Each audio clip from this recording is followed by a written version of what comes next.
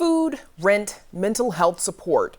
Those are just some of the needs in communities across Chicago these last 2 years especially. In that time, the Chicago Community Trust, along with the United Way of Metro Chicago, have partnered with community leaders to invest $35 million in neighborhood businesses and pandemic resources as part of a COVID relief and recovery effort. So joining us now to talk about these efforts are CECILE DeMello, Executive Director of Teamwork Englewood, Kimberly Gunther, Chief Impact Officer at United Way of Metro Chicago, and GLORIA Castillo, Director of We Rise Together, an initiative out of the Chicago Community Trust. Thanks to the three of you for joining us.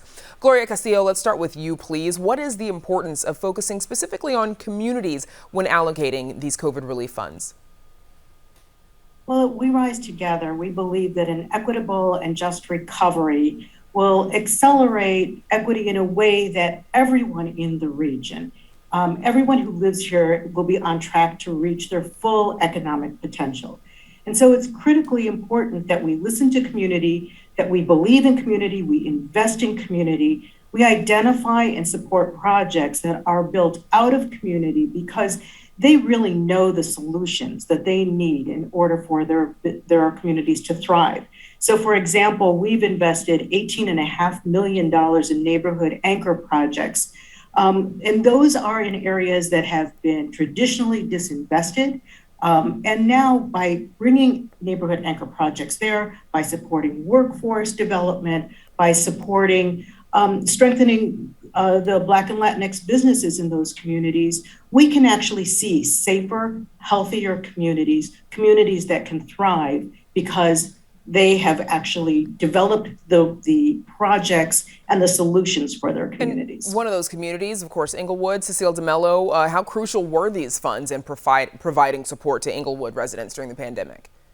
Sure. So immediately when the pandemic hit, a lot of the clients that we already work with at Teamwork Englewood started to reach out to us because it had been such a shock to their whole economic household, not being able to go to work.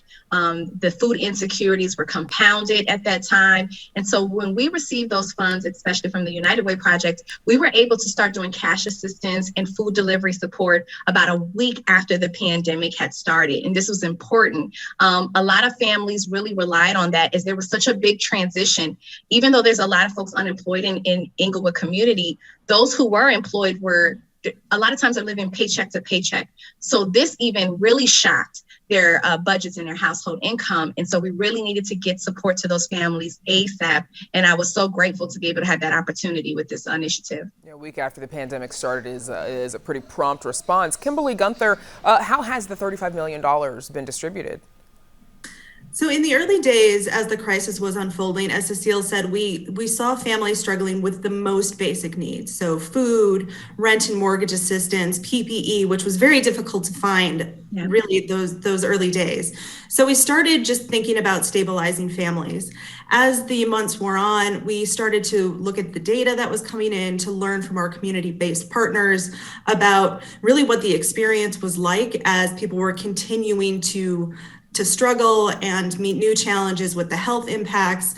So we started to have a bit of a feedback loop with our partners to learn what we could do in addition to the basic needs. And that's when we started thinking about really hyper-local approaches, understanding those trusted relationships that organizations have with community members. We also started hearing about new needs that we needed to address, such as the traumatic experience that our community was going through, and really addressing things like mental health, supporting students during remote learning, while also continuing to focus on providing those basic needs. GLORIA, how have previous relief and recovery efforts been equitable? You know, I think what's important to understand is that the relief fund, the response fund, was immediate. It was, and I have to congratulate Kimberly on the work to be able to mobilize that work so quickly, along with her partner, Anna Lee at the Trust. The recovery effort is one in which we are really thinking about how do we make sure that people are resilient in the next economic crisis. We know that in the Great Recession, the Black and Latinx communities did not recover in the same way that their white counterparts did. Salaries did not return to their original levels. Home values did not return to their original levels. And that actually widened the racial and ethnic wealth gap. And so the role of We Rise is not so much the immediate response, but to really think about how do we strengthen communities in a way that when the next economic crisis hits, that they will be in a position to be resilient. And that's why we're so focused on ensuring that, for example, with workforce, where we're supporting workforce, that as these new federal dollars are going to come into play, we want to have people in our communities prepared to take those positions. And so it's important to think about the immediate relief, but it's also really important to think about the long-term resiliency of the communities. And Kimberly, this is something that Gloria just brought up, but how has the pandemic exacerbated the racial wealth gap in Chicago? It's had a devastating impact on the racial wealth gap. Early on, we were thinking this might almost be something that would touch everybody, but very quickly we saw that Black and Brown communities were being disproportionately impacted by both job loss and COVID-19, the virus. So as we started to move along, we really were thinking, how do we not just support these communities by providing additional resources, but how do we stay in dialogue with them about moving towards recovery? So at the same time, community-based organizations were thinking about how do we get food into households.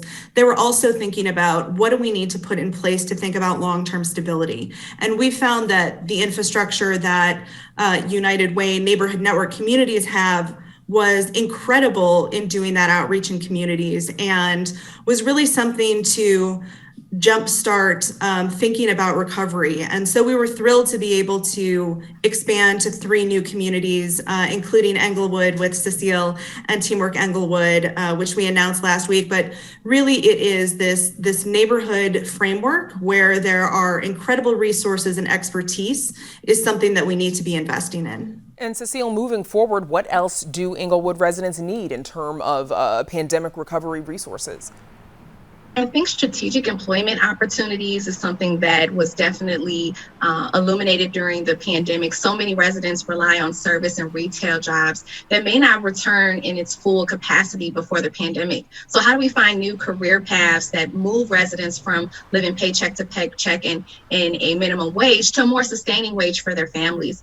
Another piece that was clear is also the digital divide. How do we, bring more internet into more homes in the greater Englewood community and expose young people and parents and adults into more computer literacy programs that help them to be more competitive in other kind of careers and industries. And then lastly, supporting young people was something that was very important during the pandemic. So many young people had suffered from depression and anxiety during the pandemic. Finding safe places for young people to still be strong and support their social emotional learning in this moment is going to be key for future success in our community, is taking care of the young people now so that they can not be have long-term impacts of what the pandemic did, both socially and economically, to their families. And Kimberly, in the few seconds that we've got before I let you all go, what does long-term recovery from the pandemic look like? Long-term recovery means really supporting community-driven and community-owned initiatives, supporting the expertise that exists in communities with resources, with relationships, and really equipping organizations with what they need to bring their incredible community visions to life. Okay, we'll have to leave it there. Best of luck and thanks for the work you do. And thank you for joining us, Gloria Castillo, Kimberly Gunther, and CECILE DeMello.